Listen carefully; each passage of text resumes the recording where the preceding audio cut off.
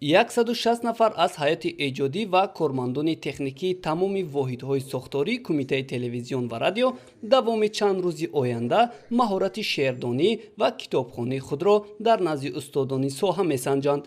ин тасмим дар доираи баргузор намудани озмуни эҷози сухан, ки имрӯз оғоз шуд, ба роҳ монда мешавад. ғолиби ҷои аввали озмунро 10 000 сомонӣ интизор аст. озмуни эҷози сухан аввали моҳ эълон карда шуд ва мақсад аз он баланд бардоштани завқи китобхонию шеърдонӣ, васеъ кардани ҷаҳонбинӣ, тақвияти нерӯи зеҳнию маҳорати суханварӣ ва малакаи касбӣ мебошад. таври раиси Кумитаи телевизион ва радиои назди ҳукумати ҷумҳурии Тоҷикистон Нуриддин Саид ва ёрдамчии президенти ҷумҳурии Тоҷикистон оид ба масъалаҳои иҷтимоъ ва робита бо ҷомеа Эмомалӣ Насриддинзода дар оғози озмун гуфтанд, ин иқдом дар пайравӣ ба ҳидоятҳои пешвои миллат ва бо мақсади арзгузорӣ ба арзишҳои миллию фарҳангӣ ва таҳкими эҳсоси худогоҳию худшиносӣ, такмили захираи луғавӣ ва равнақ додани ҷаҳони маънавии кормандони тамоми воҳидҳои сохтории кумита амалӣ мешавад.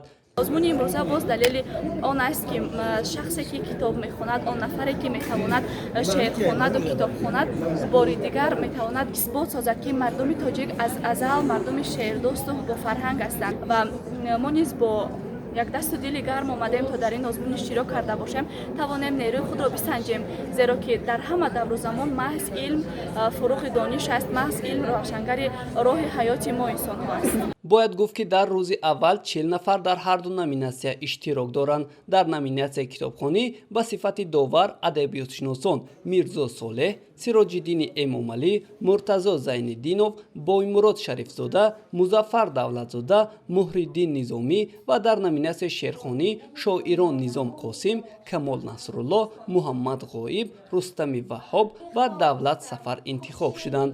ҳамин тавр озмуни эҷози сухан зери шиори адолат ва садоқат ба ватан рӯзҳои 3 июн ҷамъбаст мегардад. ба иттилои кумита барои 2 ҷои якум 20 000 сомонӣ муқаррар шудааст. ҳамчунин барои 4 ҷои дуюм барои ҳар як ҷой 7 000 сомонӣ ва 6 ҷои сеюм барои ҳар як ҷой 5 000 сомонӣ мукофотпулӣ таъин гардидааст. Неъмат Салимзода барои Радиои Тоҷикистон.